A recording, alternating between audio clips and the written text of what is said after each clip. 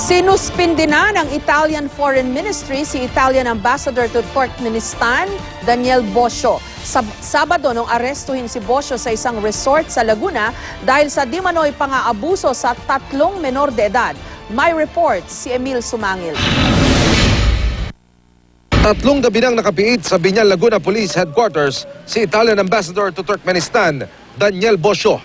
Inaantabayanan pa rin ng pulisya ang utos ng korte kung mananatili ba si Bosio rito o ililipat ng detention facility. Wala raw special treatment para kay Bosio. Isinama nga raw sa pangkaraniwang mga preso ang Italian Ambassador. Noong Sabado, dinakip ng tourist police ng Biñan PNP sa loob ng isang resort sa Biñan ang embahador.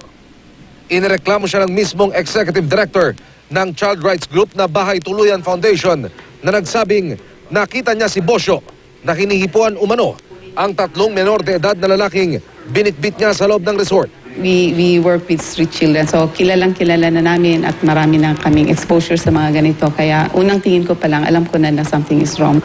Sa kwento ng mga biktima, ayon kay Flor de Lis, bago sila dalhin ni Bosio sa resort, sa kondominium muna nito sa Quezon City, nagsimula ang umano'y pang-abuso. Hindi ba kayo marunong maligo?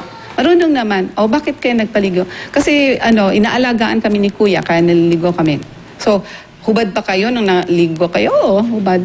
At ayon sa kanilang investigasyon, bago maaresto si Bosio noong Sabado, galing na rin daw ito noong Biyernes sa resort, kasama naman ang isa pang grupo ng mga bata.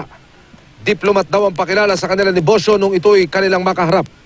Paliwanag daw ng ambassador, konektado rin siya sa mga child rights group. Kung gagawin mo to sa Italy, papayag ba yung mga bata na basta damputin na lang na hindi alam ng mga parents? Sabi niya, hindi yan magagawa sa Italy. So, bakit niya gagawin dito sa atin? Nasa pangangalaga pa rin ngayon ng DSWD ang 3 batang nailigtas. Hanggang ngayon, tinutuntun pa ng lisyat ng Bahay Tuluyan Foundation ang mga magulang ng mga bata. Ang Ministry of Foreign Affairs ng Italia naglabas din ng pahayag sa Roma.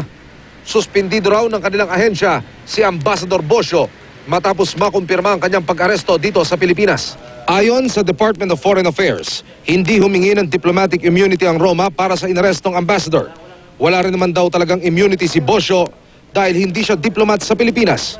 Sinubukan namin kunin ng pahayag ang Italianong diplomat pero hindi kami pinayagan ng Biñan PNP. Emil Sumangil, GMA News.